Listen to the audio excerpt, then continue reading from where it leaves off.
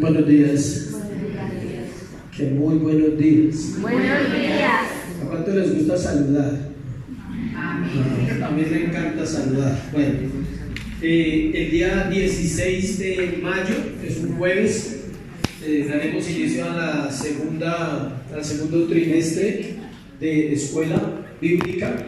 Vamos a estar estudiando la materia Dios. Son 2 trimestres, o sea, 20 clases solo sobre Dios.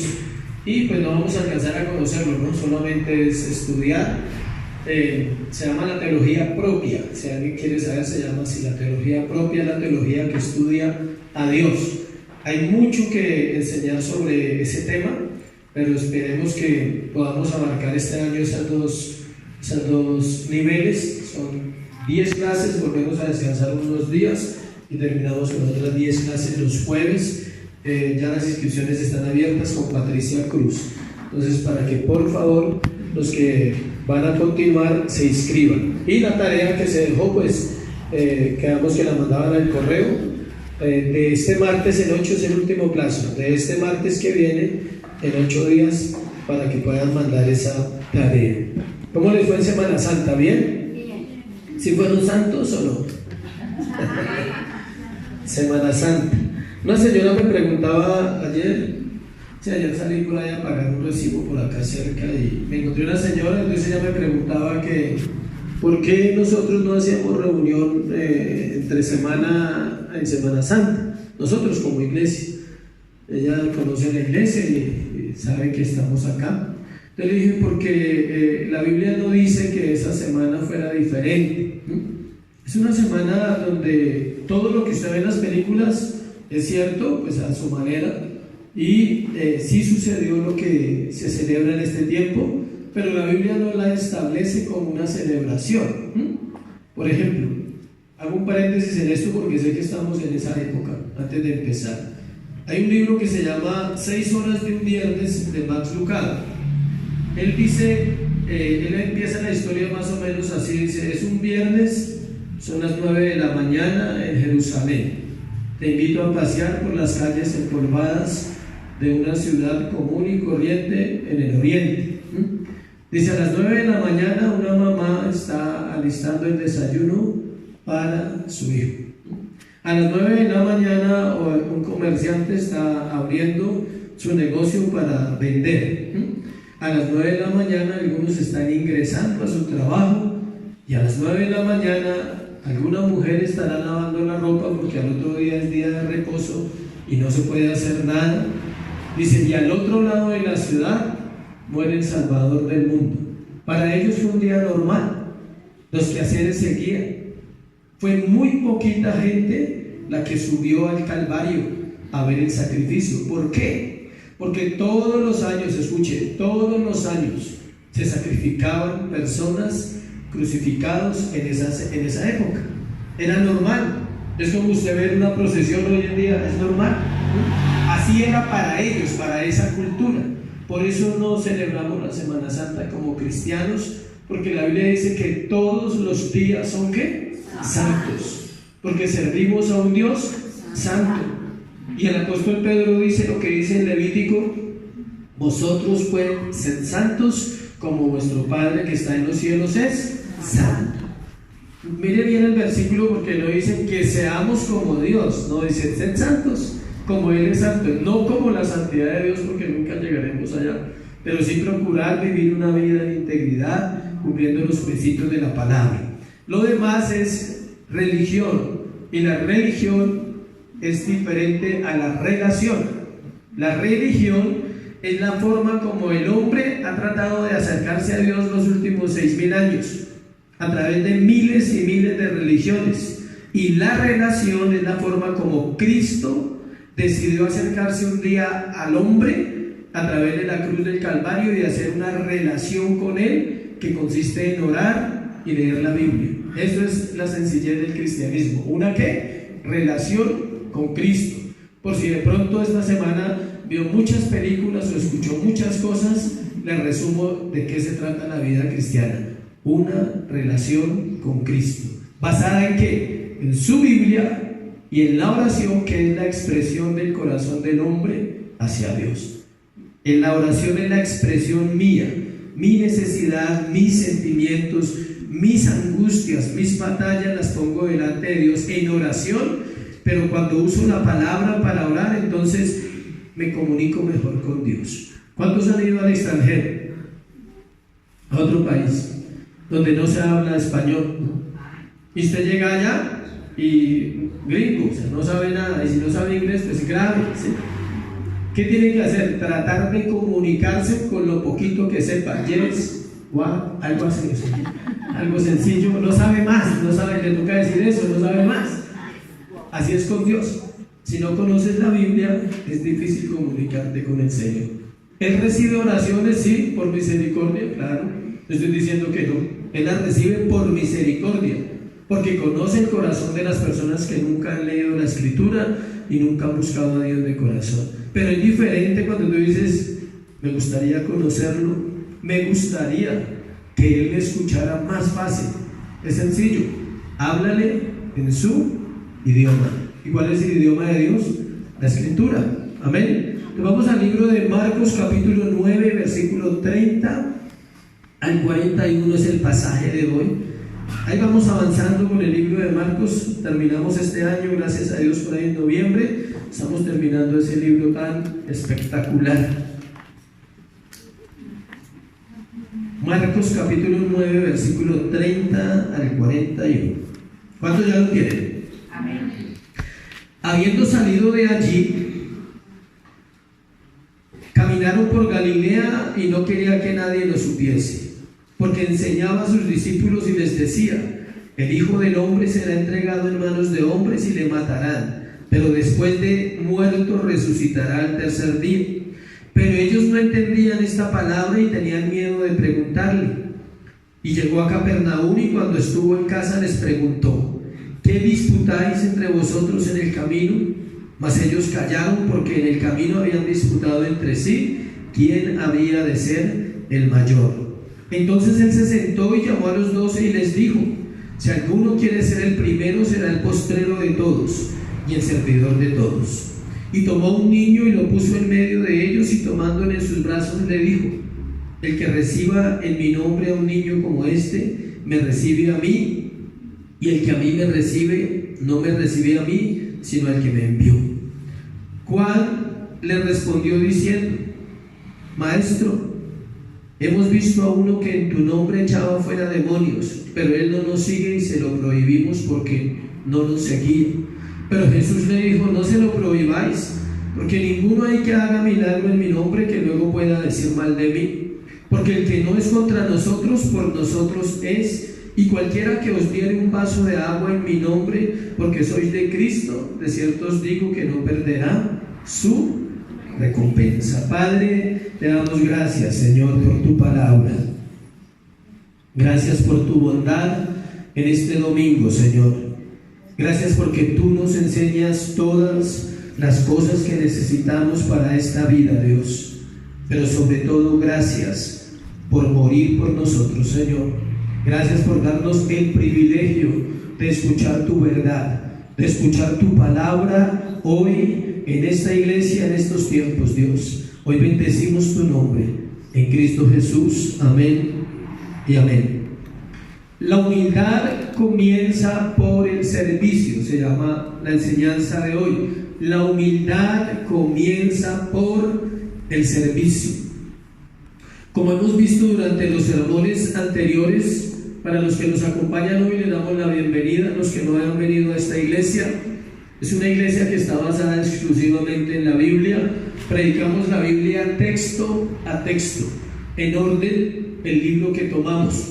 Ya predicamos Juan, ya predicamos Efesios, y ahora estamos predicando ¿qué? Marcos. Vamos en el capítulo 9. Entonces, por eso cada vez que inicie un tema el domingo, lo enlazo con los temas que venimos, para los que han ido viniendo seguido, y para los que no, para que ellos se ubiquen y digan: estaban hablando de esto. Entonces, durante los sermones de Marcos, el ministerio público del Señor Jesucristo llega hasta el capítulo 8.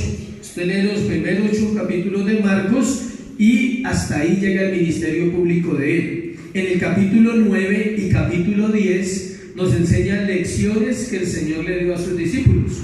La primera lección fue la que vimos sobre ¿qué? La fe, hace 8 días. ¿Cómo se llamaba el tema de hace 8 días? ¿Quién lo recuerda sin mirar el cuaderno? Porque inmediatamente todos miran el cuaderno. ¿Nadie? Bueno, no hay problema, yo tampoco, no te preocupes. ¿Listo? Era sobre la fe. ¿Habrá algo imposible para Dios? Dijimos, ¿se acuerdan? Libertad a través de la fe, se llamaba la enseñanza. Y hablamos de un hombre que tenía un hijo que estaba endemoniado y que estaba enfermo. Aparte de eso, una cosa es estar endemoniado y otra cosa es estar enfermo, son dos cosas diferentes. Pero ese tenía todos los males, estaba endemoniado y estaba ¿qué? Enfermo. Y hablamos cómo Dios libera al joven, pero también libera ¿a quién? Al padre. O sea, era una doble liberación, al hijo endemoniado y enfermo, pero a un padre que no tenía ¿qué? Fe. Eso fue lo que compartimos la semana pasada para resumirlo. Escuchen lo de hoy. La humildad no se considera una virtud en nuestra cultura. En esta cultura, ni en ninguna cultura en la tierra, la humildad se considera como algo importante. ¿Por qué? Porque las culturas son orgullosas, egocéntricas, egoístas, y en el mundo antiguo era lo mismo. O sea, en la época en que vamos a compartir este mensaje de hoy, era igual. La humildad no existía. El hombre ha considerado la humildad como algo débil. Siempre se ha pensado que ser humilde es ser ¿qué? Débil. Otros han confundido la humildad con pobreza. Pobre, pero, ¿cómo dice la gente? Pobre, pero humilde. Pobre, pero honrado. O sea, ¿sí? La gente confunde humildad con pobreza. La pobreza no es humildad. La pobreza es pobreza. No se puede decir de otra manera. Debe cultivarse la humildad en el corazón de una persona porque lleva a conocer realmente lo que somos como seres humanos. La gente dice que no debe cultivarse la humildad porque no vale la pena ser humilde con nadie. Al final vamos a salir heridos y maltratados. Eso dice la gente, que si eres humilde con los demás, te van a maltratar y te van a herir. Pero hoy vamos a aprender harto sobre la humildad y su archienemigo. ¿Cuál será el enemigo de la humildad? El orgullo. No hay otro. Para usted hablar de humildad tiene que hablar de orgullo, y para hablar de orgullo tiene que hablar de ¿qué? De humildad. Al contrario, el orgullo ha sido entronado, en el corazón de la humanidad por generaciones, y es alimentado cuando vivimos nosotros como nosotros queremos vivir y no bajo los principios que Dios ha establecido. El orgullo se alimenta todos los días. Cada vez que hace lo que se le da la bendita voluntad, alimenta el orgullo. Para no decir que se le da ¿qué? La bendita voluntad. ¿Sí? O sea, cuando usted hace lo que quiere con su vida, sin contar con Dios, usted está alimentando el orgullo humano. El hombre es orgulloso. Sin embargo, hoy día la sociedad diagnostica los problemas humanos con palabras como la siguiente. Escuche cómo la humanidad diagnostica los problemas de nosotros. El humanismo: falta de autoestima. Es que tiene una autoestima terrible, pobrecita, o sea, pobrecito, ¿sí? Falta de dignidad, dice, es que no se valora, ella no se valora, él no se valora. Y otros le ponen otra más dura, que es falta de carácter. Esa persona no tiene carácter. Y pensamos que tener carácter es pegarle un puño a otro en la cara. Eso cree la gente. No, es que ese sí tenía carácter. Me cantó la tabla, o sea, 3 madrazos y sale. O sea, eso es carácter para muchos. Y si son de una región especial, ni hablar. O sea, ni modo. Espero que no hayan aquí de esas regiones especiales, ¿sí?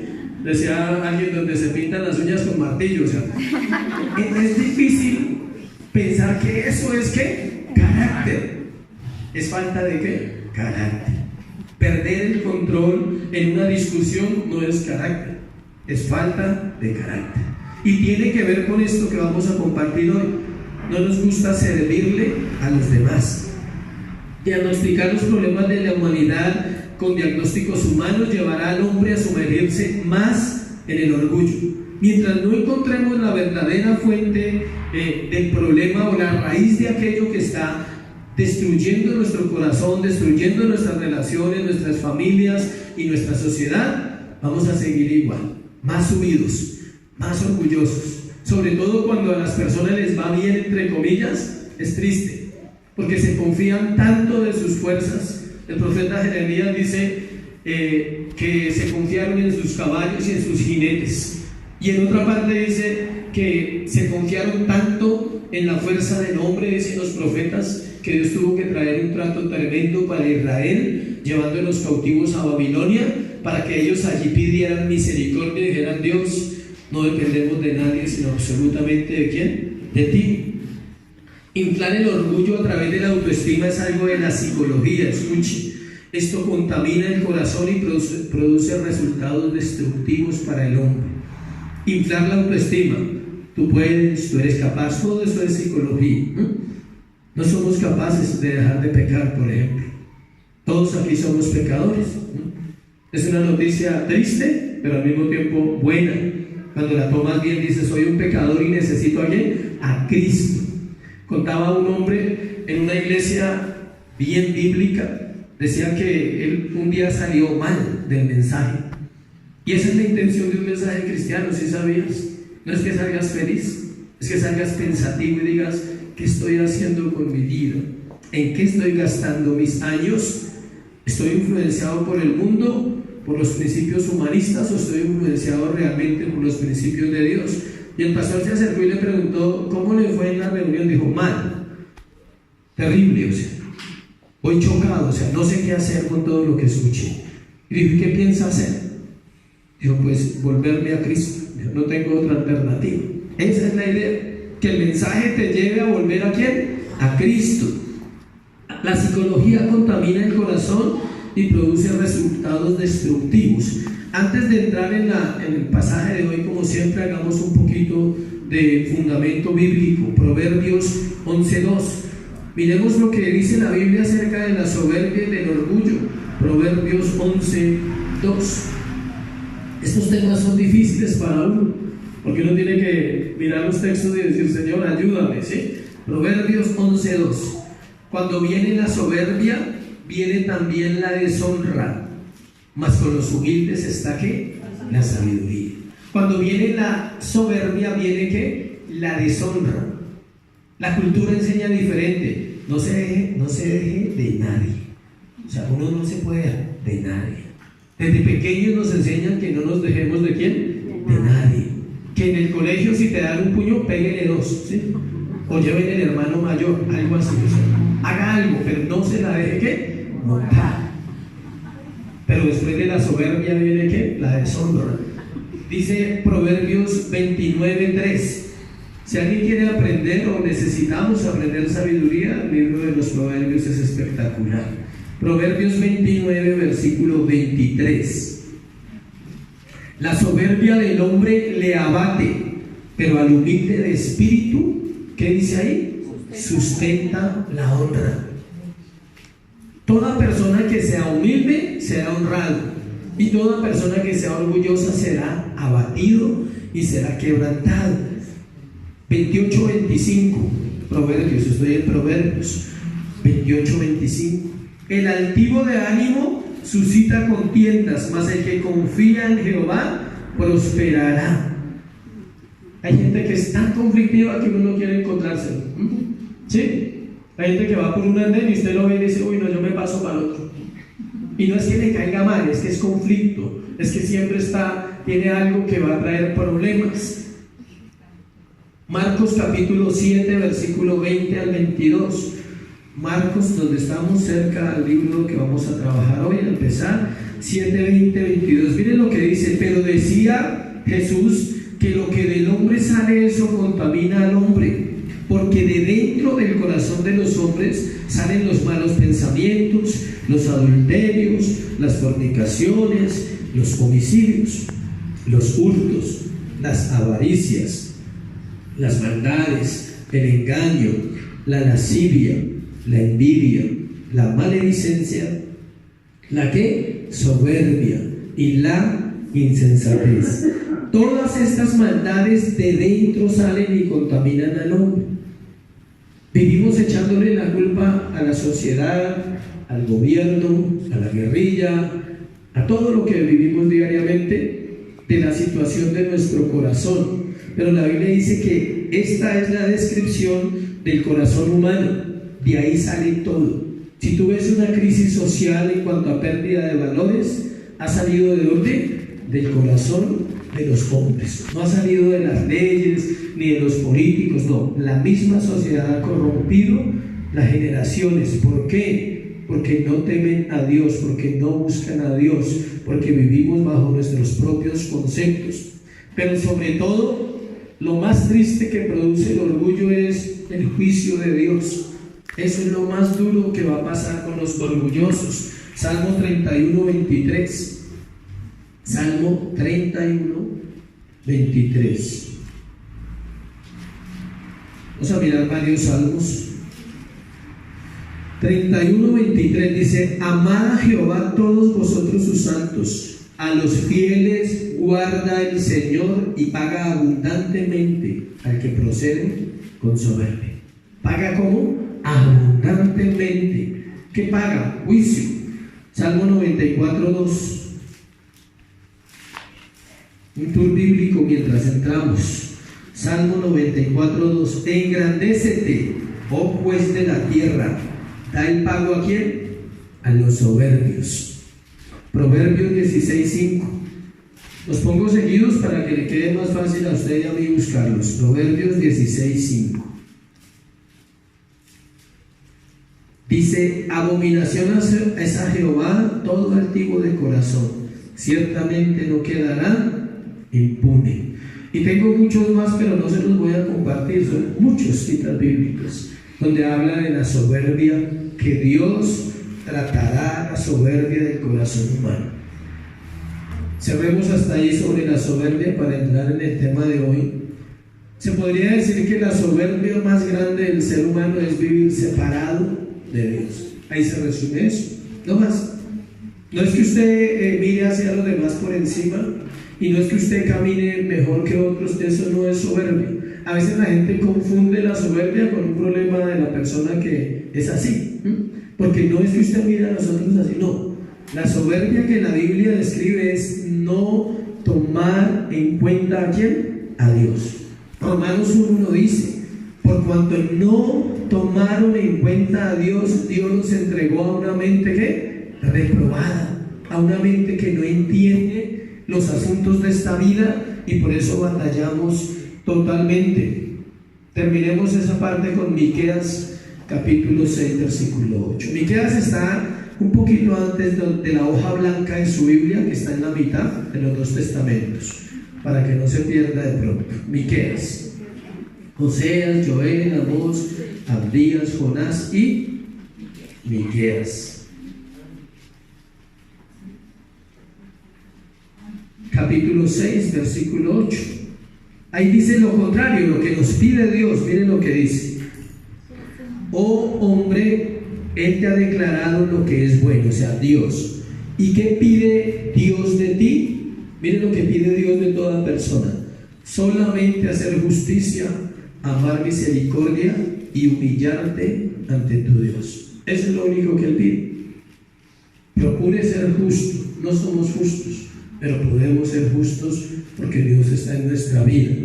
Procure ¿qué dice ahí? Amar misericordia. Sea misericordioso. Un día usted va a necesitar misericordia y yo de otros. La misericordia se siembra y se recoge. Dios nos da misericordia para eso. Él revela su misericordia en nosotros para que usted la aplique ¿hacia quién? Hacia otros. A veces somos muy duros con los de afuera. A veces juzgamos y no miramos la viga que tenemos acá. Y luego dice que ¿qué? Humillarte ante tu Dios. La lección de humildad que vamos a aprender hoy era necesaria para los discípulos. El ambiente en que ellos vivían no les ayudaba mucho. Los líderes que eran ejemplo de ellos eran los fariseos y los escribas, y eran personas demasiado orgullosos e hipócritas. Entonces hoy hablaremos de los dos asuntos. Vamos a hablar de la humildad y del orgullo después de esa introducción, vamos a hablar de la humildad y el orgullo. Vamos a ver solo 2 puntos, el segundo trae unos subpuntos, pero vamos a ver el primero. Un ejemplo de humildad, versículo 30 y versículo 32 del pasaje de Marcos. Volvamos al pasaje donde empezamos. Marcos capítulo 9, versículo 30, 32. Un ejemplo de humildad. Habiendo salido de allí, caminaron por Galilea y no quería que nadie lo supiese, porque enseñaba a sus discípulos y les decía: el Hijo del Hombre será entregado en manos de hombres y le matarán, pero después de muerto resucitará al tercer día. Si algo de lo que está lejos el hombre es de esa palabra llamada ¿qué? Humildad. Está distante debido a que no conoce a Dios, que es el único que enseña la humildad verdadera en esta tierra. La obra de la cruz es el más grande acto de humildad que un hombre haya hecho, el hombre llamado ¿qué? Jesús. No por lo que sucedió, no se equivoque. La gente tiene un mal concepto de la cruz, ¿sí? No es por lo que sucedió allá, es por quién lo hizo. ¿Sí me explico? Porque la cruz era algo normal, vuelvo y le repito. Se crucificaron más de 6.000 personas en unos años antes de Cristo. En un solo año se crucificaban más de 6.000 personas. O sea, era la forma de castigar a los criminales. Para ellos era el pan diario. Nadie iba a ver eso porque pues que van a ir a ver matar a la gente. ¿A usted le gusta ir a ver eso? A nadie le gusta ir a ver matar, ¿o sí? Para orar. O sea, sí, si a alguien le gusta, toca orar de una vez.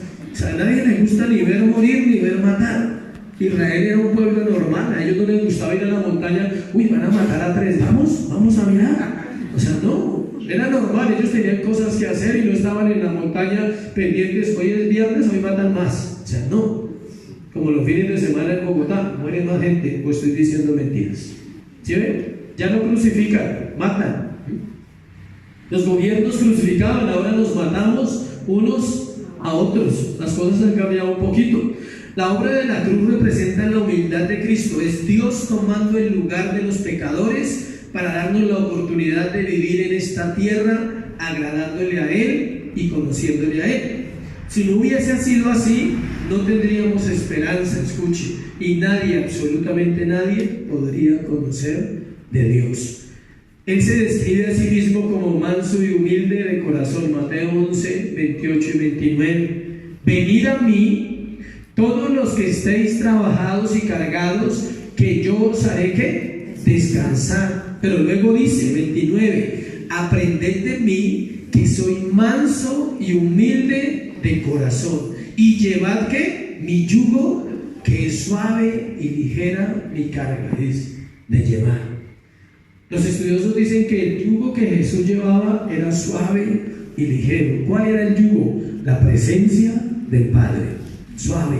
Pesaba sobre él su yugo. Era representar bien al Padre en la tierra. Esa era su carga. No era la cruz, no hay que inventar. O sea, ¿sí? No era el pecado de la humanidad, porque él no había muerto ahí todavía. Está hablando en Mateo 11. Pablo lo describe en Filipenses capítulo 2, versículos 5 al 8. Es una de las mejores descripciones que hace la Biblia de Jesús. Filipenses 2, del 5 al 8. Escuche lo que dice el apóstol Pablo. Haya pues en vosotros este sentir que hubo también en Cristo Jesús. Haya en nosotros lo mismo, o sea, sintamos lo mismo. ¿Qué sentía él? El cual, siendo en forma de Dios, no estimó el ser igual a Dios como cosa que aferrarse, sino que se despojó a sí mismo, tomando forma de siervo, hecho semejante a los hombres, y estando en la condición de hombre, se humilló a sí mismo, haciéndose ¿qué? Obediente hasta la muerte, y muerte de cruz. La humillación más grande para Cristo, ¿cuál fue? ¿La cruz? No. ¿Que le pegaran puños? No. ¿Que le arrancaran la barba? No. ¿Que le pusieran la corona de espinas? No. Esa no fue la humillación más grande. ¿Sabe cuál fue la humillación más grande para Jesucristo? Hacerse hombre. Vivir en un cuerpo carnal como el suyo y como el mío. Siempre pongo este ejemplo porque me asombra. Pienso en eso y me asombro. Dios en un baño. Piense por un momento en eso. Dios en un baño haciendo necesidades como usted y como yo. Eso es humillante para cualquier Dios. Ningún Dios se rebajaría a venir a vivir como usted y como yo, a sudar, a comer, a correr, a cansarse. Por eso somos humanos. ¿Usted cree que Dios se cansa? No, la Biblia dice, Él no se cansa, dice el profeta Isaías, Dios no se cansa. ¿Sí? ¿Usted cree que Dios corre? Dios no corre, no tiene afán como usted y como yo, ¿sí? Todo lo tiene perfectamente planeado. La humillación más grande del Rey de Reyes y Señor de Señores fue hacerse ¿qué? Hombre. Vivir en esta morada, pero lo hizo por amor. Eso es amor. Y eso es ¿qué? Humildad. Humildad no es que un hombre se humille solamente, humildad es que un Dios que no necesita humillarse, se humille. Un Dios que tiene adoración día y noche de todos los ángeles. Ejércitos completos, dice la Biblia, le adoran día y noche. Y dicen, santo, santo, santo es el Señor Dios. Eso dicen los ángeles día y noche. Tiene un coro especial que dice eso. Y dejar eso, por eso Él dice que dejó la gloria en el cielo y se vino a la tierra a vivir como nosotros. Eso es humildad. Entremos al texto, versículo 30 de Marcos. Regresaban, ¿de dónde regresaban? Regresaban a Galilea, pero no quería que nadie lo supiera. ¿Por qué? Porque no buscaba fama ni reconocimiento. Versículo 30. Habiendo salido de allí, caminaron por Galilea y no quería que nadie lo supiese. Han pasado 2 años y medio de predicación. Jesús es famoso totalmente y está cansado de la fama. Dice, no quiero que nadie más me busque. Quería dedicarse ¿a qué? A sus discípulos. Esos últimos meses de su vida, Él quería dedicarse a formar a sus discípulos, a darles lecciones de fe, de humildad, y era lo que estaba haciendo. Versículo 31. Porque enseñaba a sus discípulos y les decía, recordemos que el ministerio principal del Señor es ¿cuál? La enseñanza y la predicación. Eso es el ministerio principal de Cristo. Su propósito era que la humanidad conociera el reino de Dios y cómo entrar en él. Todo el tiempo que usted lee la Biblia y encuentra a Cristo con sus discípulos, les está ¿qué? Enseñando. En Marcos nos dice que les habló. Miren lo que les dijo ahí. El Hijo del Hombre será entregado en manos de hombres y le matarán, pero después de muerto resucitará el tercer día. Ellos no comprendían, versículo 32, pero ellos no entendían esta palabra y tenían miedo de ¿qué? Preguntarle. Uno cuando no entiende, ¿qué hace? Pregunta. Pero ellos tenían miedo de preguntarle. Si usted quiere leer el paralelo de esta historia, está en Lucas 9:44, dice lo siguiente: hacer que penetren bien en los oídos estas palabras, dice en Lucas 9:44, hablando del mismo pasaje. El Señor sabía que para ellos era difícil comprender la resurrección de los muertos. La pregunta es ¿por qué? Porque no podemos dejar esa pregunta sin responder. ¿Por qué no entendía? Y yo sé que usted se ha hecho esa pregunta como me la he hecho yo muchas veces. ¿Por qué no entendemos pasajes de la Biblia? ¿Por qué no entendemos temas tan importantes como la vida y la muerte, como el cielo y el infierno? ¿Por qué no nos entendemos? Es lo que vamos a mirar en este caso. ¿Por qué ellos no entendían? La pregunta es ¿por qué nos cuesta comprender? La respuesta tiene que ver con el encabezado del punto: la falta de humildad. No queremos soltar, no queremos entregar nuestra vida y no queremos confiarla plenamente a Dios. Y eso hace que entendamos menos los caminos de Dios. Toda persona, escuche, no conozco ninguna persona, y lo puedo decir así, toda persona que le entrega su vida completamente a Dios, Él se revela de una manera diferente a esa persona que a otros. ¿Por qué? Porque Él ve lo que Él entrega. Dice, yo entregué todo por ti, tú entregarías todo por mí. Y entrega es total. En ese punto Dios dice, entonces no hay nada entre los dos que yo te pueda ocultar. Es una relación de ¿qué? Confianza. Citémoslo con la pareja. No pueden haber secretos en las parejas, ¿sí sabían? Nosotros no tenemos ni clave de computador, ni clave de teléfono con mi esposa, nada. Ella puede coger mi teléfono cuando quiera, gastar los minutos, todo lo que quiera, no hay problema. No, es que pero le quito la clave. A ver, ella tampoco tiene claves, yo sé el correo de ella, la contraseña de ella, la cuenta bancaria de ella, ya sabe mi cuenta, todo. No tenemos problema con eso. ¿Por qué? Porque hay ¿qué? Confianza, porque hay entrega. Si no hay entrega, no hay confianza. ¿Qué reservas tú para Dios? ¿Cuál es el cuarto de San Alejo guardado allá? El que nadie quiere entrar. Cuando uno va a la casa, en mi casa hay un cuarto de San Alejo, donde vivimos. Y siempre que va a llegar alguien dice, ya, cierra la puerta. Cierra la puerta. Siempre toca cerrar la puerta porque ya sé que, espere, ya cierro la puerta. Usted no quiere que miren ¿qué? El desorden. O donde están los chécheres, digámoslo así más colombiano. Nadie le gusta que le miren los chécheres. Y uno cuando llega a una visita procura, ¿sí? Procura tener ordenado. A otros le da la misma, pero algunos procuran tener ordenado, ¿sí? Tener ordenadito. ¿Por qué? No nos gusta que nos vean como somos. Mi esposa no le gusta que alguien llegue a la casa y la cama esté sin tender, eso la pone mal. Les la tendemos siempre o cerramos el cuarto. No le gusta. Sí, está bien que no le guste, ¿sí? Así pasa con Dios. Nuestra falta de entrega, nuestra falta de humildad definitivamente hacia Dios hace que no comprendamos lo que los discípulos no comprendían, que era ¿qué? La resurrección. Ellos no entendían por qué, porque todavía, ahí lo dice el mismo texto, pero ellos no entendían esta palabra y tenían miedo de preguntarle. Vivir en un mundo terrenal donde la lógica y el humanismo ha permeado y ha contaminado todas las cosas de esta tierra, hace más difícil creer en la vida eterna. ¿Y esa vida eterna es quién? Cristo. Tengo que hablar de la vida eterna para poder pasar al otro punto, que es algo muy interesante. Miremos Efesios, capítulo 1, versículo 3. Jesús está hablando de eso.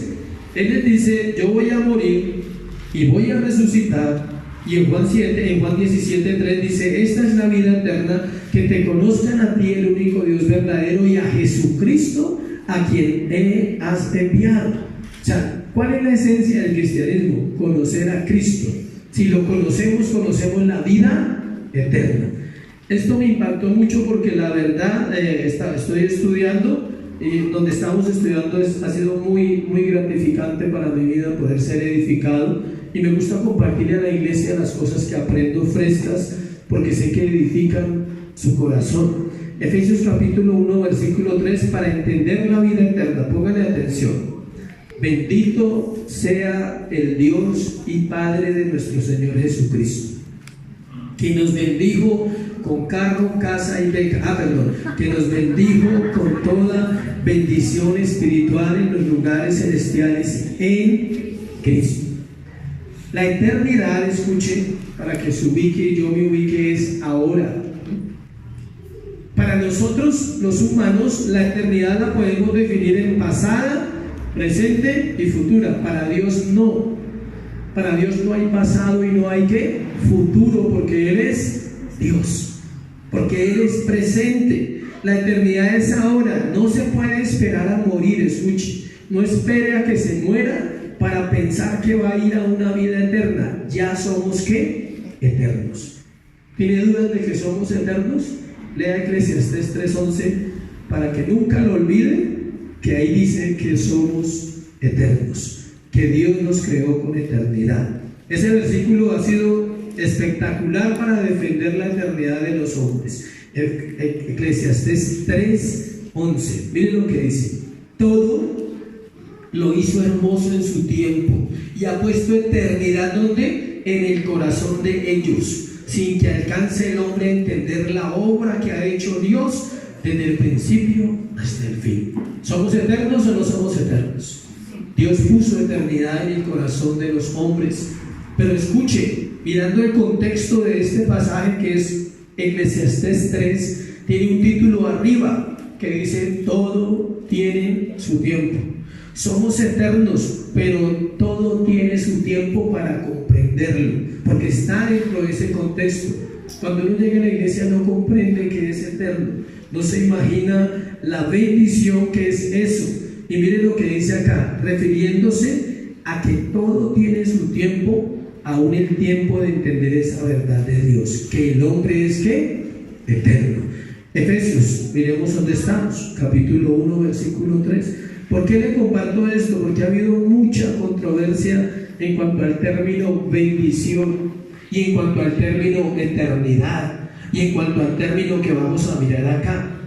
Se lo leo despacio, o se lo voy a parafrasear mejor. Bendito sea Dios el Padre, el Hijo y el Espíritu Santo, que nos bendijeron con toda bendición espiritual en lugares celestiales en Cristo.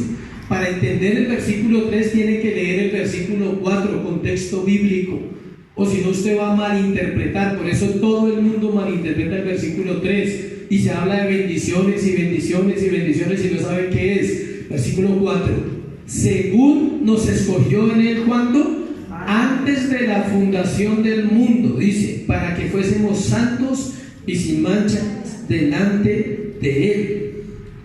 Si nos bendijo, haga este paralelo, versículo 3, nos bendijo con toda bendición espiritual en lugares celestiales en Cristo, antes de la fundación del mundo. Entonces pregunta, ¿había lugares antes de la fundación del mundo? No, no había lugares. No había creado nada. Dios creó todo, cielo, tierra, luna, estrellas, universo, galaxias, vía láctea, todo fue creado por Dios. No existía nada, solo una eternidad en la cual Dios habitaba. Entonces, ¿a qué se refiere cuando dice que nos bendijo con toda bendición espiritual en lugares celestiales en Cristo? Quiere decir que fuimos bendecidos en la presencia de Dios, y que la mayor bendición que está hablando el libro de Efesios, que es un libro para la iglesia, es la presencia de Dios en una vida. Si tú tienes a Dios, dice la Biblia, tienes ¿qué? Todo. Eres bendecido espiritualmente, eres bendecido económicamente, eres bendecido materialmente. Entonces por eso no se puede predicar un evangelio que está basado solo en una prosperidad económica, porque si tienes a Cristo, tienes la integridad, todo integral en el corazón, porque así lo dice la palabra. Por eso no hay lugares, escuche, no son unos lugares, no, Él no nos bendijo allá como la gente piensa, no, allá. ¿Quieres seguir afirmando esa enseñanza? Efesios 2, versículo 5. Aún estando nosotros muertos en pecados, nos dio vida juntamente con Cristo. Por gracia sois salvos. Versículo 6. Y juntamente con Él, ¿qué? Nos resucitó y asimismo nos hizo sentar en los lugares otra vez ¿qué? Celestiales con Cristo Jesús. Tú no te sientas al lado de Jesús, Él está sentado en su trono y estamos en la presencia de Dios constantemente. Esta verdad confrontó mi vida mucho, porque el resumen es este para salir de ahí. Todos, absolutamente todos los seres humanos estamos en la presencia de Dios siempre, impíos y salvos, unos para condenación y otros para salvación. A mí eso me dejó pensando, yo no lo había visto así. Fuimos bendecidos con toda bendición en lugares espirituales. ¿Cuáles lugares si nosotros no los conocemos? ¿O alguien conoce otro lugar aparte de la tierra? No nos podemos conocer, no hay transporte, no hay cómo ir allá. Se refiere a estar en. A los que les gusta estudiar, miren en el capítulo 1 todas las veces que aparece la palabra en Cristo, en, no con Él. Se puede estar con alguien, pero no en alguien, es diferente. Yo puedo estar con mi esposa, pero no estoy en mi esposa. Y tengo que hacer un ejemplo que es el único que la gente puede entender. Estoy con mi esposa cuando tengo una relación sexual con ella, estoy en ella. Eso es lo que está diciendo Dios. Es una intimidad en Cristo. Estamos en Él, vivimos en Él nos movemos, en Él somos y por Él vivimos. Eso dice la palabra. Entonces la gente quiere bendiciones en lugares. Por eso le decía que no es carro, casa y beca. Si la tiene, denle gracias a Dios, punto. Gócensela, disfrútensela. Si tiene un buen trabajo, administre bien su dinero. Si tiene un carro, pasee. Si tiene forma de ir a otro país, vaya. ¿sí? Pero no se le olvide nunca que es que en Cristo, que fuimos ¿qué? Bendecidos, amén. Pasemos a donde íbamos. ¿Qué quería enseñar sobre su muerte? Es que era la manifestación de humildad que Dios había determinado para nosotros y que por amor a nosotros Él se humilló. A nosotros nos cuesta entender qué es ser humilde. Eso es difícil de entender. Hay una historia que cuentan de un hombre que era humilde. Pues todo el mundo decía que era humilde. Él no sabía que era humilde, pero todo el mundo decía de él que era muy humilde. Y un día él se quedó pensando en eso, y entonces se puso un letrero que decía: soy humilde. Ya dejó de ser humilde, ya no era humilde. O sea, la gente puede ver la humildad en otro, pero tú nunca podrás decirle a la gente eso. Siempre que alguien me dice: no, es que pobre pero humilde, uno dice: ay, este sí. O sea, ya hay soberbia así en esa frase. Eso es una falsa humildad. No, es que a mí me ha tocado difícil, me ha tocado aguantar, me ha tocado esto. Eso no te hace humilde, ¿sí sabía? Eso no te hace humilde. El sufrimiento ayuda, pero no hace humilde a nadie. Hay gente que se vuelve más soberbia por el sufrimiento, porque se endurece su corazón contra Dios. ¿Dónde está Dios cuando me pasó esto? ¿Dónde está Dios cuando me pasó aquello? ¿Dónde está Dios? Porque ha sufrido. Pero el sufrimiento no siempre hace a la gente humilde. Algunas veces hace a la gente humilde. Dios sabe si esa es la forma de llevarlo a ser humilde. Otras veces el sufrimiento va a endurecer el corazón de las personas. Entonces no te bases ni evalúes la humildad de nadie en que si ha sufrido o no ha sufrido. Hay gente que no ha sufrido y hay gente que tiene formas y es humilde. No se engrandece, no viene la soberbia y lleva una vida tranquila donde realmente hay humildad, teniendo con qué enorgullecerse. Pero lo triste es que hay gente que no tiene nada, créanme, y es orgulloso. Me decía mi abuelita: bien pobre y bien orgulloso. La abuelita era sabia, o sea, me gustan los dichos de ella, ¿sí? O sea, uno de que el apóstol Pablo le dice a la iglesia de los Corintios: ¿y de qué te jactas? O sea, ¿qué has recibido que no sea de parte de Dios? ¿Qué tienes tú que hayas conseguido por ti mismo? Nada, porque desde el aire que respiramos le pertenece. Amén. Segundo punto, lección de humildad. Viene una lección de humildad para los discípulos. Primero Él les muestra qué es ser humilde, es morir por los demás. Les está diciendo eso. Si quieren saber qué es humilde, mire, me van a matar, voy a resucitar, tal, ustedes no entienden eso, pero eso va a pasar. Ahora viene una lección directa de humildad. Versículo 33 al versículo 41 del libro de Marcos.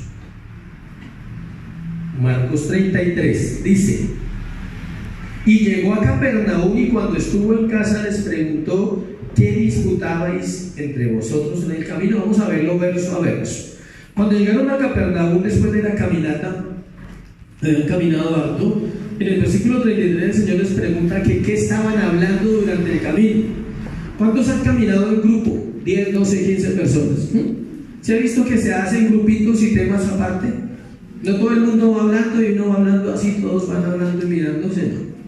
Van 3 o 4 hablando de un tema, otros 4 hablando de otro tema. Acá no era la excepción. Habían grupitos. Y había un grupito que estaba hablando de lo que nos narra la historia. Dice que el versículo 34 dice: mas ellos callaron porque en el camino habían disputado entre sí quién había de ser el mayor. Los comentaristas dicen que les dio vergüenza. Uy, los pilló. Uy, verdad que es Dios y todo lo sabe. Se dio cuenta que estábamos hablando quién iba a ser el primero en el reino, a quién le iban a dar un lugar más alto, quién iba a estar más cerca de Jesús eternamente. ¿Sí sabía que ese puesto se lo pelearon? Todos, la mamá de Juan y del hermanito de Juan. ¿Cuál era el hermanito de Juan? Jacobo. Los dos especiales, Juan y Jacobo.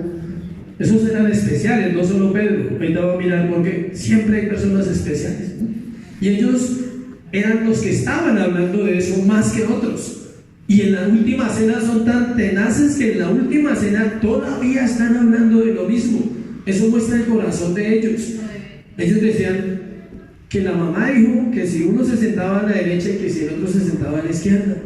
O sea, ese lugar de privilegio diciendo, eternamente a la derecha del Señor, casi la cuarta persona de la Trinidad.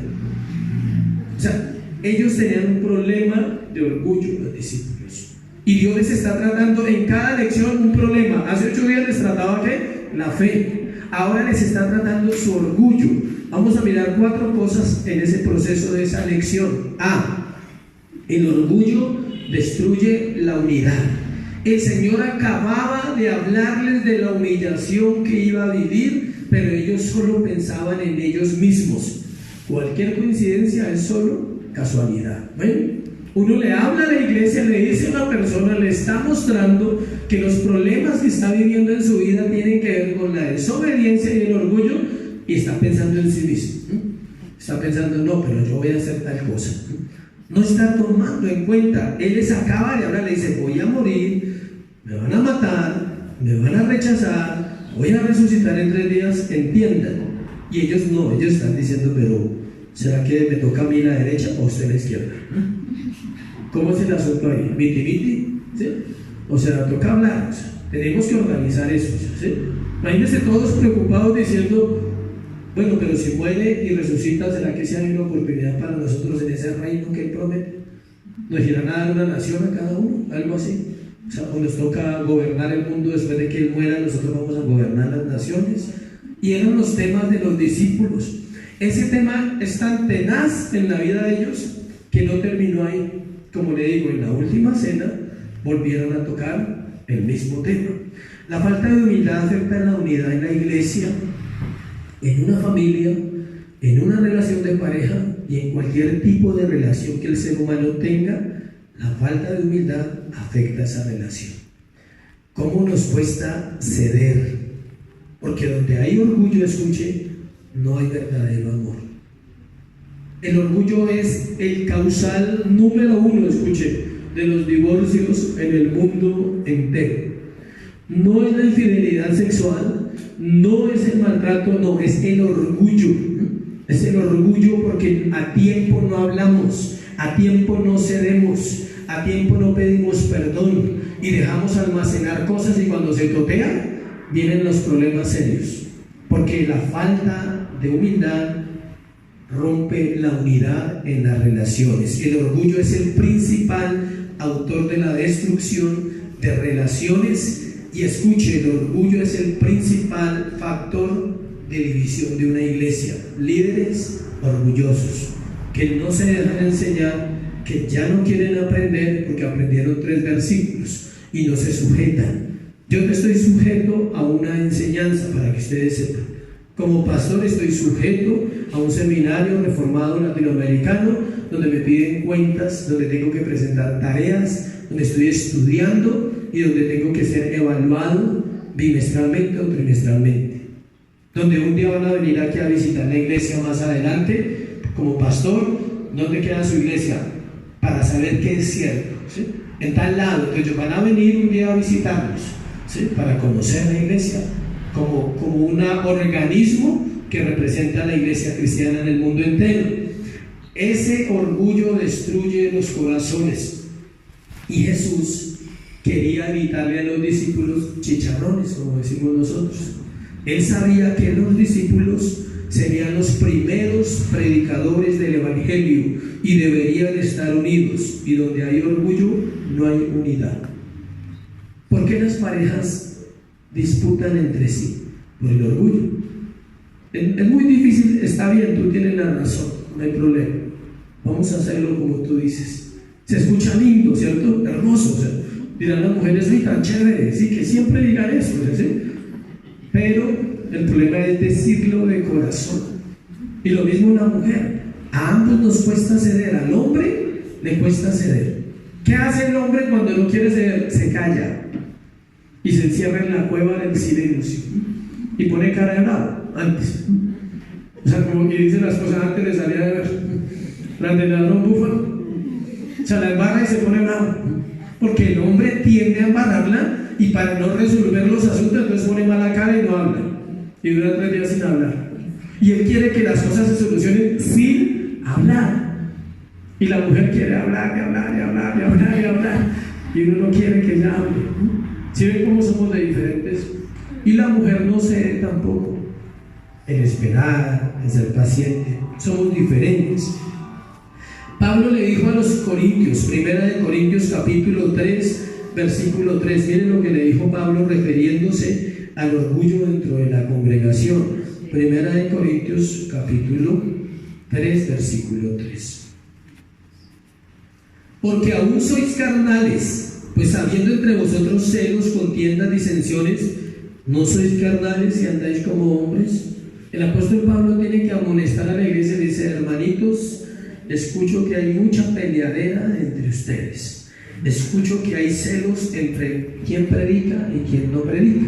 ¿Por qué se lo ponen a hacer una cosa y por qué a mí no me ponen a hacer nada? Y siguen andando en sus pensamientos. Y Pablo dice: ¿no sois carnales todavía? Orgullo. A veces la gente no entiende que el trato de Dios es diferente para cada vida.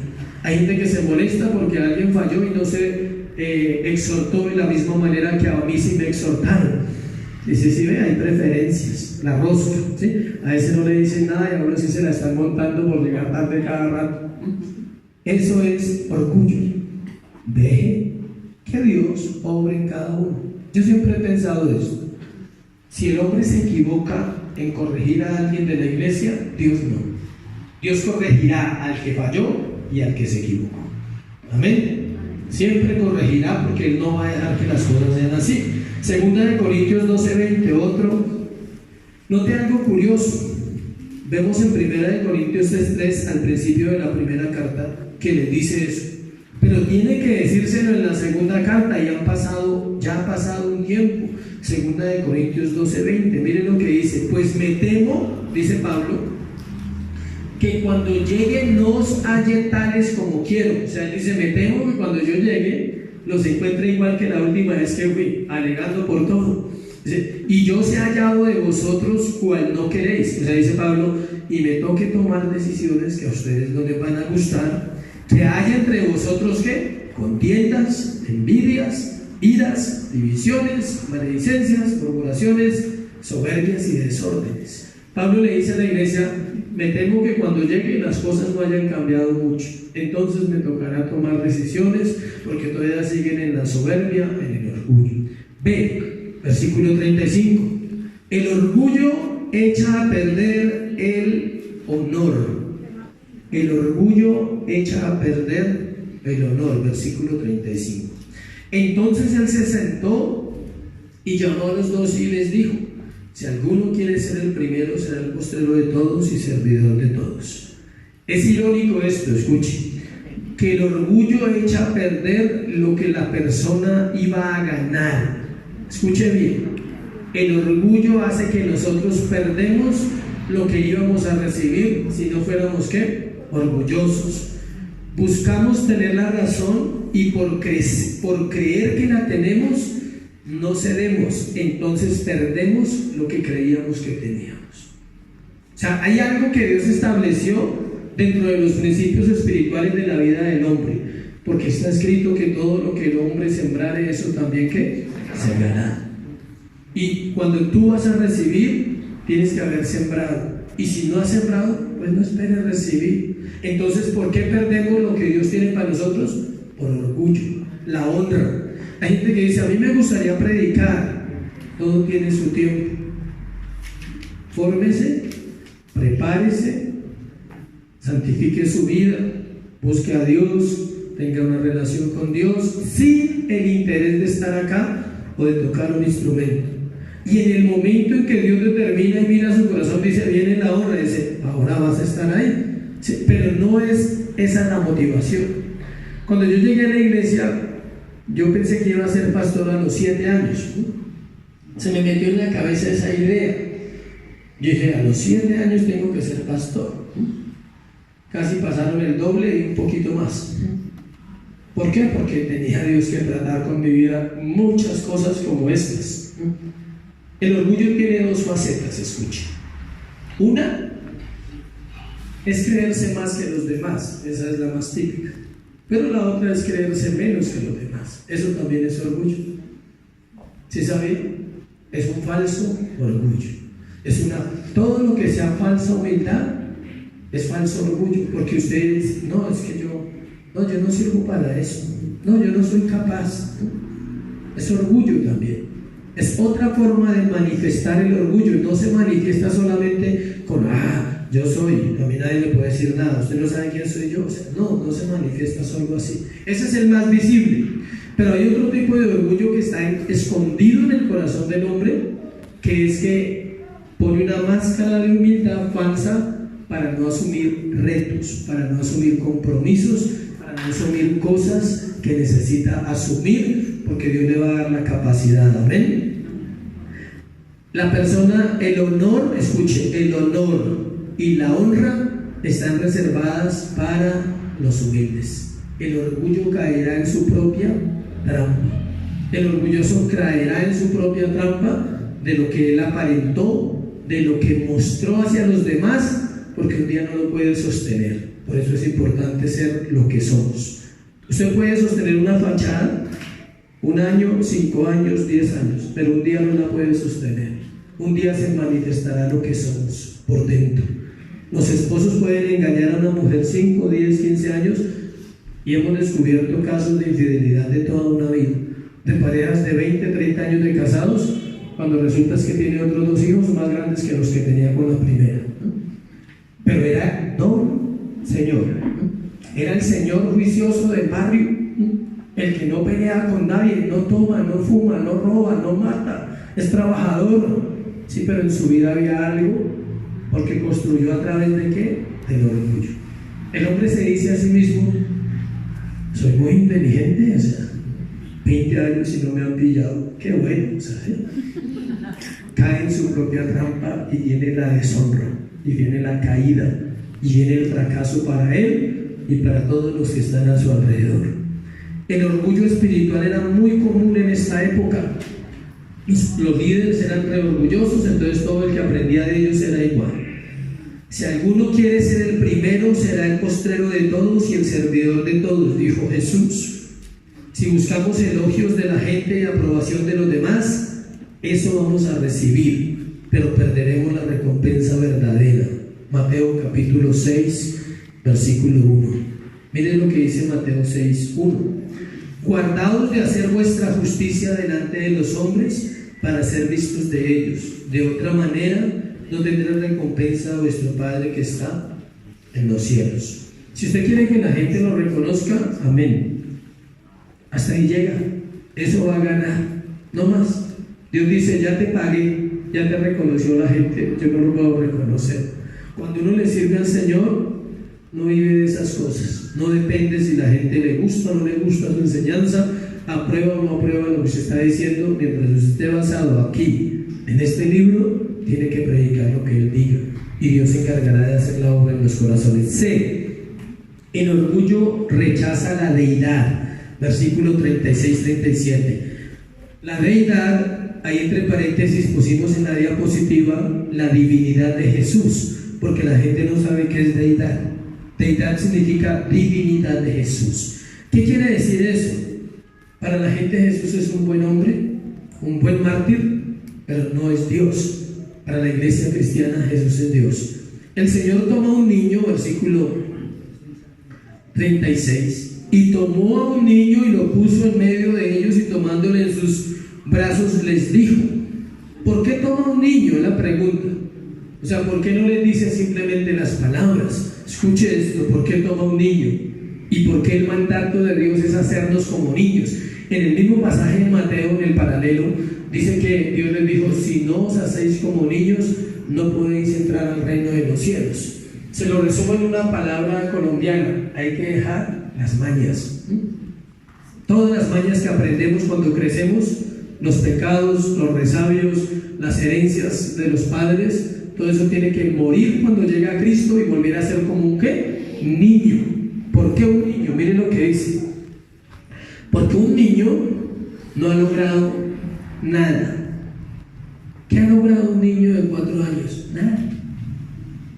No tiene de qué jactarse. Él no puede decir, mi carro, mi casa, mi mujer, Él no puede decir eso. Él no puede decir mi carrera, ¿sí? Mi cuenta bancaria. O sea, él no tiene de qué jactarse. Por eso Dios pone un niño de ejemplo y dice, ¿qué ha logrado un niño de 4 años? Nada. El puercar pañal y comer, o sea, no ha hecho nada más. ¿Sí? No tiene conocimiento de la vida. Él no sabe ni qué es la muerte, ni qué es la vida, ni qué es el amor, ni qué es la tristeza, ni qué es la soledad, nada. Por eso no tiene nada de qué jactarse. Hay gente que se jacta, es que yo sí he sufrido, ¿sí? Es que usted no sabe lo que me ha tocado, ¿sí? ¿Y por qué te jactas de eso? Porque no eres humilde, ¿sí? O sea, no te ha servido porque no eres humilde todavía. Cuando la gente se jacta de ese sufrimiento, yo le puedo decir, no te ha servido de mucho.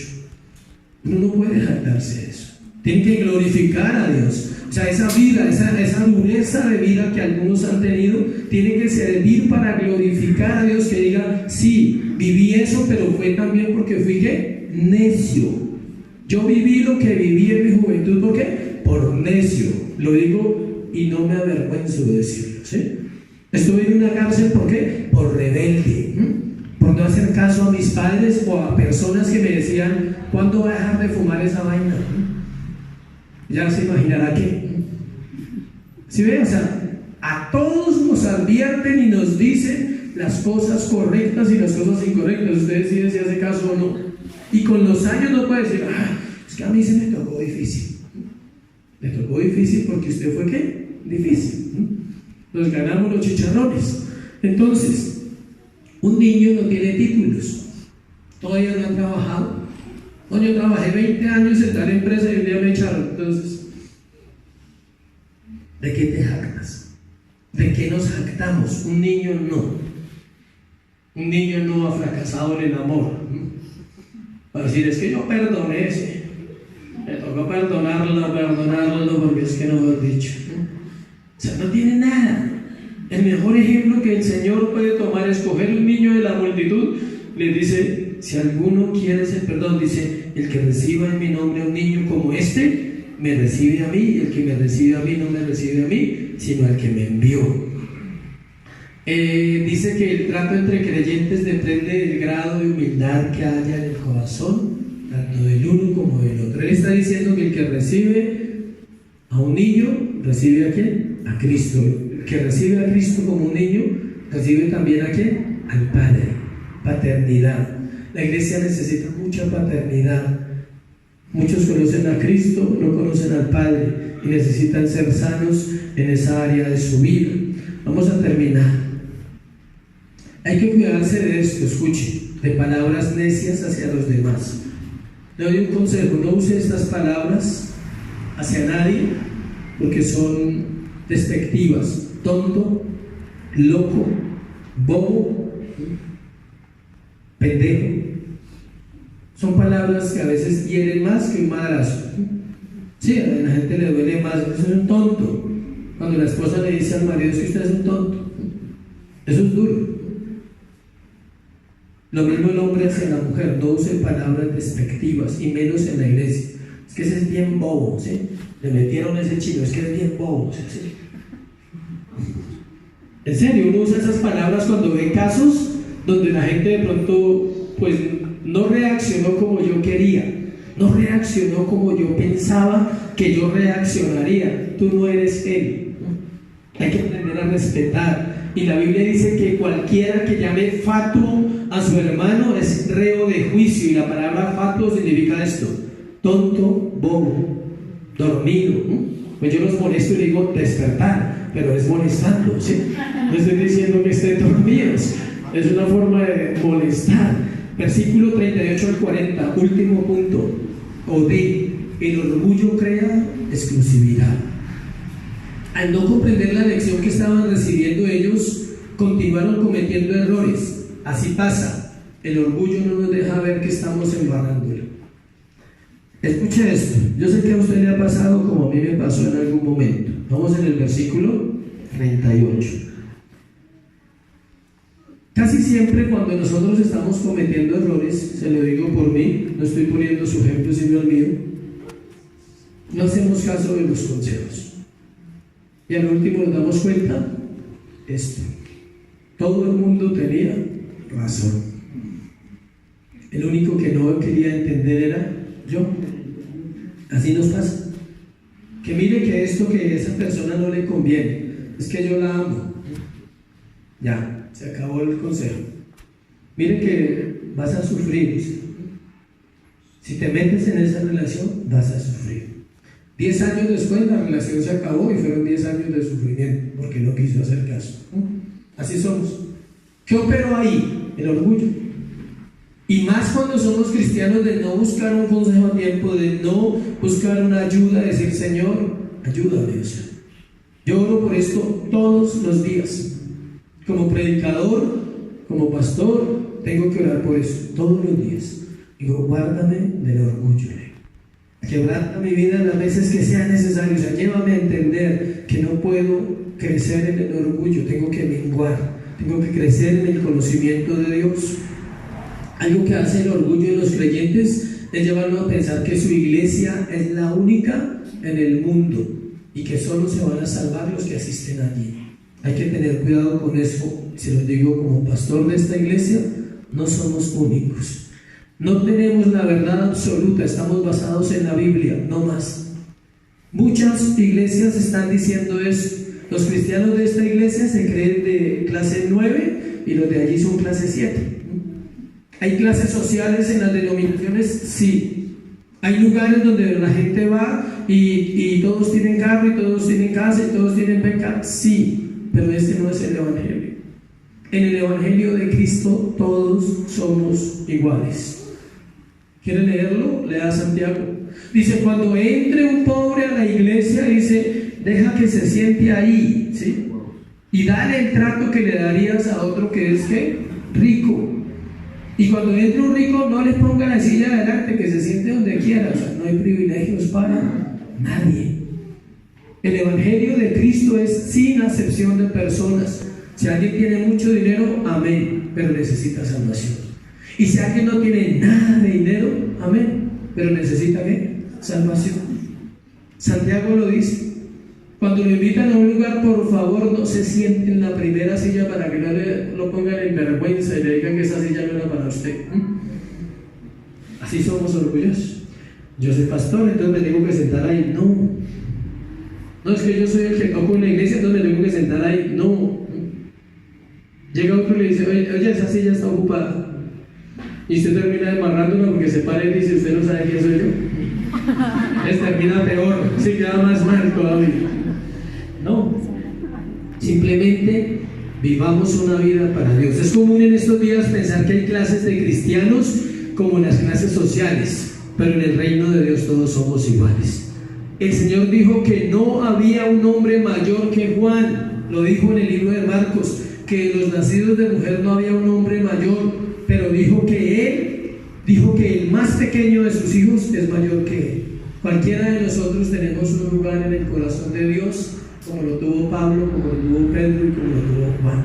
Y no necesitamos vanagloriarnos de eso, es una verdad bíblica. Nadie tiene toda la verdad, ningún ministerio. El único que posee toda la verdad es Cristo. ¿Por qué? Porque Él es la verdad. Él no tiene la verdad solamente, Él es la verdad. Juan 14:6, que es un clásico. Jesús dijo: yo soy el camino, la verdad y la vida, nadie viene al Padre si no es por mí. Los creyentes no somos más que otros por asistir a una iglesia. Tenga en cuenta eso cuando usted se relacione con personas del mundo. ¿Cómo los vamos a ganar si nos creemos más que ellos? No somos más que ellos. No estoy diciendo que comparta el pecado con ellos, que eso es diferente. Al contrario, Dios nos demanda más responsabilidad por ser cristianos. Demanda que lo que hagamos esté conforme a la palabra y a lo que predicamos. Demanda que nuestras actitudes sean fieles a lo que Él dice. Que a la hora de hablar, a la hora de mirar y a la hora de pensar, mientras estamos en el mundo, la gente pueda notar la diferencia. Si te rechazan por ser un verdadero cristiano, recibirás felicitaciones instantáneamente de Dios. Pero si te aceptan por ser carnal y mediocre en el reino de Dios, pues no vamos a recibir nada. Dios es quien juzgará, porque con la vara que midamos seremos ¿qué? Medidos. Termino. Dios quiere misericordia y justicia en un pueblo cristiano hacia los pecadores perdidos. Es fácil caer en legalismos o liviandades, o sea, extremos. Dios nos ayude a estar en el centro de su voluntad y a no desviarnos ni a la izquierda o a la derecha, por un corazón ¿qué? Orgulloso. Consejos finales. ¿Cómo trabajamos nuestra humildad? 3 consejos para finalizar. Pedir a Dios que nos deje ver nuestra pecaminosidad y así reconocer que necesitamos de Él todos los días y toda la vida. Eso te hace humilde. Segundo, darle lugar a otros, escuchar aunque no estemos de acuerdo y respetar opiniones. El que no estemos de acuerdo no quiere decir que nos molestemos con ellos, porque eso no los va a cambiar ni va a corregir su postura. Y último, amar aunque no seamos amados, y aunque no recibamos lo que esperábamos, Dios siempre demanda ¿qué? Amar. Amén. Póngase sobre sus pies y vamos a orar. Dale gracias a Dios por esta palabra y por este tiempo. Padre, hoy te damos gracias en el nombre de Jesús, Señor. Gracias por tu palabra, Dios, porque ella es buena, Señor. Porque como está escrito en ella misma, Dios dice que qué buena es la palabra a tiempo. Qué bueno es cuando el hombre atesora un mensaje y lo pone por obra en su corazón. Señor, ayúdanos a comprender lo que compartiste hoy para nosotros, Dios. Ayúdanos a entender que es el tiempo de buscarte, el tiempo de venir a ti, Dios, y reconocer que te necesitamos. Hoy te invito a que te unas a esta oración y podamos reconocer hoy diciéndole: Señor, te necesito. Dios, mi vida te necesita. Mi casa te necesita. Hay gente que a veces no quiere reconocer que le necesita. Entonces Dios dice: y no hay alguien en tu familia que necesite de Dios. Por eso yo reconozco hoy que te necesito, pero también que mi hogar te necesita, Dios. Mis hijos necesitan de ti, Señor. Mi familia, mis mamás, mis hermanas, mis sobrinos, mis primos, Dios, ellos necesitan de ti. La iglesia necesita de ti, Señor, constantemente. Por eso nos reunimos cada domingo, porque hay una necesidad en nuestro corazón. Y es venir a ti y decirte: Dios, suple esa necesidad, Señor. Ven y limpia nuestros corazones. Ven y perdona nuestros pecados. Iglesia, acércate a Cristo en esta hora. Acércate a Jesús, hablando con Él, reconociendo el pecado, diciéndole: Señor, he pecado contra ti.